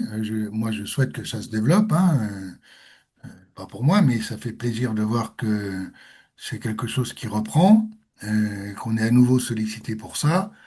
Donc oui, c'est quelque chose qui vaut le coup. Après, il y a encore plein de problèmes à régler. Et notamment, ce que disait Thibault, je rebondis, fin octobre, il y a eu avec Enerplan une réunion nationale à laquelle Technosolar a participé aussi, sur l'état des lieux. Et effectivement, il y a un certain nombre de malfaçons qui sont notées dans les SSC et qui sont le fruit de boîtes nationales, beaucoup plus que d'installateurs locaux. Donc, ce qu'on peut dire aux gens, c'est prenez un installateur près de chez vous, vous pourrez aller voir s'il y a un souci. Prenez pas une boîte qui vous démarche par téléphone, quoi. Hein, ça, c'est sûr. Au-delà de Il y a ça, une... Oui. La question d'une particulière, j'imagine, qui a une maison équipée de radiateurs électriques. Du coup, elle dit, quid de l'intérêt de ce type d'installation pour le ballon d'eau chaude? Du coup, juste pour l'eau chaude sanitaire. si vous êtes, alors là, je vais reprendre, reprendre les SEMPER, c'est-à-dire les solutions énergétiques mixtes pour énergie renouvelable qui ont été développées par Octave. Euh, dans ce cas de figure, ce qu'on suggère, nous, c'est effectivement un SAISI et qui permettent aussi de travailler sur l'air et d'une VMC double flux pour homogénéiser un peu les appoints éventuels. Euh, Ce qu'on préconise quand c'est du radiateur électrique existant, si c'est pas des grippins, hein, des radiateurs à inertie, parce que sinon c'est des grippins au secours. C'est un appoint bois et une VMC double flux pour homogénéiser un peu et diffuser cette chaleur-là du bois un peu partout. Et c'est peut-être plus utile effectivement de réfléchir comme ça que de réfléchir à un chauffe-eau solaire en tant que tel. On économisera plus à, à travailler sur de la ventilation double flux, une très bonne étanchéité à l'air et un appoint bois que un saisi. Mais le saisi reste possible et le saisi peut aussi travailler sur une batterie de diffusion d'air chaud. Voilà, bon, mais c'est plus compliqué. En hiver, c'est plus compliqué, hein. Donc, oui, il n'y a pas forcément d'intérêt, en tout cas pas de SSC, hein, sauf si vous envisagez de refaire complètement la maison et de revoir complètement les émetteurs de chaleur. Mais si vous restez au chauffage électrique, non, il faut voir la pointe bois et puis la VMC double flux pour diffuser. C'est beaucoup plus intelligent. Y a-t-il des risques dus à la chaleur forte l'été sur ce type de panneau intégré? Alors, non. Et là, je vais, Sylvie, si tu arrives à me repartager une diapo que je montre, voilà. Alors, si je fais ça, tac, est-ce qu'on la voit? Est-ce que tu la vois? Alors non, Alors, attends, je vais essayer de pour partager faire moi. partager. Oui, je vais faire partager. Voilà, tac, celle-là, contenu, partager. C'est bon, ça va marcher.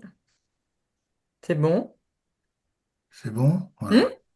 Alors, moi, je ne sais pas si... Attendez, je la reprends. Voilà. Donc, on voit sur cette diapo, je ne l'ai pas là. Pourquoi je ne l'ai pas là? Alors,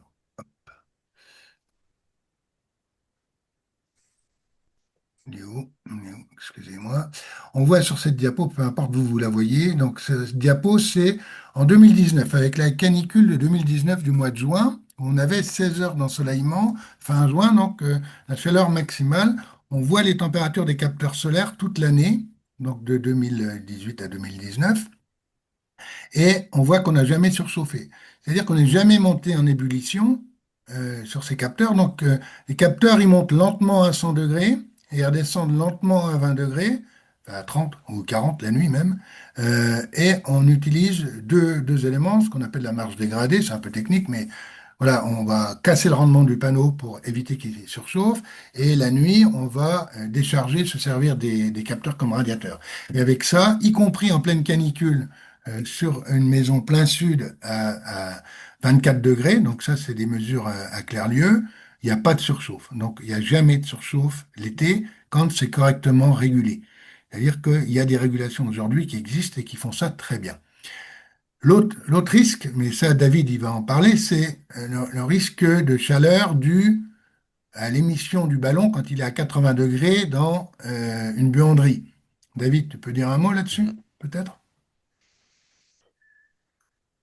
Oui. Alors effectivement, il faut bien calorifuger les tuyaux de l'installation solaire euh, parce que pendant l'été, la température monte dans la pièce. Hein, le ballon perd de la chaleur. Il reste à 90 degrés, 95 degrés pendant longtemps, et donc les fuites d'énergie, bah, elles se font dans la pièce. Et dans cette pièce-là, bah, il fait un peu plus chaud. Alors, ce qu'il faut faire, c'est effectivement pas laisser la porte fermée, on la laisse ouverte, et puis on essaie de ventiler. On a aussi possibilité d'aspirer un peu plus fort au niveau de la VMC. On peut ouvrir un peu plus la bouche pour évacuer, mais c'est sur le fond pas très gênant si les tuyaux sont bien calorifugés. Mais c'est vrai que pour conserver du vin, c'est un peu chaud. Oui, c'est sûr que si une pièce borgne, c'est toujours délicat. Quand vous avez une fenêtre, c'est beaucoup moins problématique parce qu'en ouvrant la fenêtre l'été, on ne surchauffe pas plus que ça. Si le ballon et les conduites sont correctement calorifugées, vous dégagez quand même de la chaleur, hein, parce Mm. qu'on a une perte dans le ballon, hein, on les mesure. Nous, c'est plusieurs milliers de watts. Donc c'est un radiateur électrique qui tourne de 1000 watts qui tourne pendant plusieurs heures. Ça fait quand même de la chaleur. Donc si on arrive à renouveler l'air, soit avec l'ouverture d'une fenêtre, soit avec une VMC, soit avec un extracteur d'air, c'est moins gênant. Et ça reste, voilà, l'idéal c'est de mettre le ballon dans une zone euh, chauffée, enfin pas chauffée, mais dans une zone isolée, non habitable, quand on peut, hein. Dans les solutions, il y a également, il me semble, enfin, il y a le fait de faire circuler la nuit l'eau pour décharger un petit peu la chaleur dans les panneaux. Est-ce que ça, c'est pas une solution qui marche? Et sinon, il y a également Viessmann qui a développé des panneaux qui, avec un revêtement qui change de couleur pour éviter de surchauffer quand il y a trop quand il y a trop de soleil. Est-ce que ça, c'est des solutions qui marchent pour la surchauffe? Alors, pour la surchauffe, le refroidissement nocturne, c'est-à-dire la nuit, Mm. on décharge la partie de chaleur du ballon dans les capteurs qui servent de radiateur et qui vont refroidir du coup le ballon. Oui, c'est même indispensable, notamment en cas de canicule, mais même autrement, parce que sinon on arrive trop vite à la surchauffe.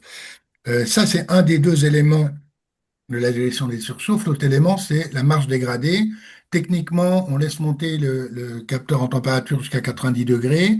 On envoie un train de chaleur. Ce train de chaleur, il va aller jusqu'au ballon, mais il va ramener de l'eau beaucoup plus froide parce que la nuit, on a refroidi et donc on arrive et on dégrade le rendement et le temps de circulation qui fait qu'on arrive parfaitement à gérer ça. Donc, il y a pas de problème. Sur les revêtements spécifiques développés en collaboration avec Jean Lamour et le revêtement spécifique de Wiesmann, c'est un revêtement qui empêche le panneau de monter au-delà de 149 degrés Celsius. Donc, ça évite effectivement, ça peut éventuellement éviter une ébullition du capteur, mais si vous avez vu les courbes que j'ai montrées en 2019, même en pleine canicule, on ne dépasse pas les 100 degrés dans un capteur. Donc, vous pouvez acheter ça, vous faites plaisir, mais c'est pas forcément, vous n'avez pas d'utilité si l'installation est correctement dimensionnée. Ok. Mais il est déjà 19h35, du coup, je vous propose d'arrêter là. Désolée pour les personnes à qui on n'a pas pu répondre. Je remercie tout le monde et je vais passer la parole à Thierry Pelt pour la petite conclusion. Alors, je vais déjà départager l'écran.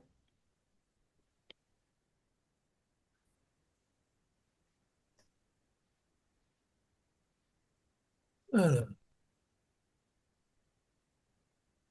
C'est bon, Thierry, vous pouvez partager votre écran. alors là, voilà. Là, vous le voyez, hein, je pense, il n'y a pas de Oui, problème. c'est tout bon. C'est juste qu'on ne voit pas en diaporama, mais c'est On va le mettre suffisamment en grand. diaporama, c'est pas un problème. Si j'arrive à récupérer le diaporama. Non, bah, je l'ai pas en diaporama. Bon, on va aller très vite. De toute façon, on arrive au bout. Donc, les shifters, si vous ne les connaissez pas, il s'agit d'une association nationale dont le domaine d'action, c'est énergie-climat. Donc, on parle d'énergie, on parle du climat. On essaie de sensibiliser un peu tout le monde.